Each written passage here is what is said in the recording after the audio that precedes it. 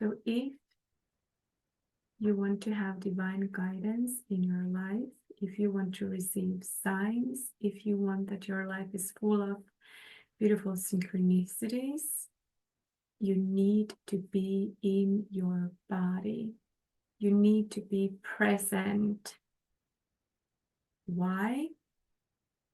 Because your higher self, which is an aspect of God, universe, your oversoul, your higher self speaks through your physical body.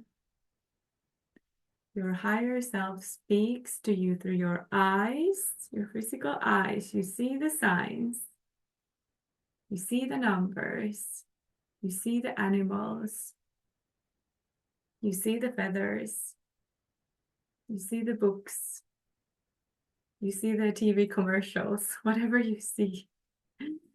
Your higher self speaks through your eyes. Your higher self also speaks through your ears, your physical ears. What you hear from the radio, what you hear from the TV, what you hear when you're sitting at the cafe and other person are speaking something, and you could hear one word, or you could hear some sentence or the whole theme they are talking about, but something you hear. You could also hear the message from your higher self through another human being. Countless of times I have heard a really important message for me from my kids. Or it could be whoever. The thing is that when you know that the message is actually from your higher self, it's a message from love, and the message comes from peace somehow. Because there might also become moments that you hear a message and you're like, oh my God, that it kind of freaks you out, or it some kind of like fears are coming from that so-called message. That's not from your higher self. So that's good to know. And it's the same with the signs, actually. For example, I saw a dead snake a few weeks ago on the road, in the middle of the road. And my first reaction was, oh no, is someone gonna die? And you know, all these like dark thoughts came to my mind, and like, no, that's not my higher self speaking.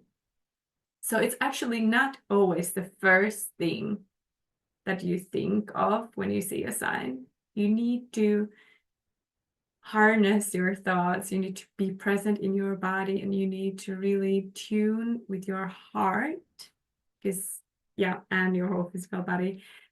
But you will know that when the message is from your own higher self, when it's from God, when it's like this divine message, that it's expansive energy. Yes, it might be like you need to take some big step and it scares the hell out of you, but it's anyway kind of this enthusiastic fear, kind of, that it gives you joy even if it freaks out. So it could be like that. Or it's somehow that it makes you feel more lighter, more peaceful. It gives you more joy. So your higher self always speaks from these kind of energies: expansive, moving on energies, love, peace, joy. Yeah, all these things I already said. Yeah, but I was with the ears, I guess. So your higher self speaks through your eyes, through your ears, also through your mouth. I've actually noticed that sometimes when I've been speaking with some people, whether they're my clients or friends or my family members or just speaking, I actually do that as well. When I'm driving, sometimes I speak for myself, with myself, so that you might actually receive answers when you speak out loud with yourself. Or like I said, that you hear that some other people is speaking of some specific things. And also your hands. Your hand could pick up a book and just open up here. And then of course, then you use your eyes as well.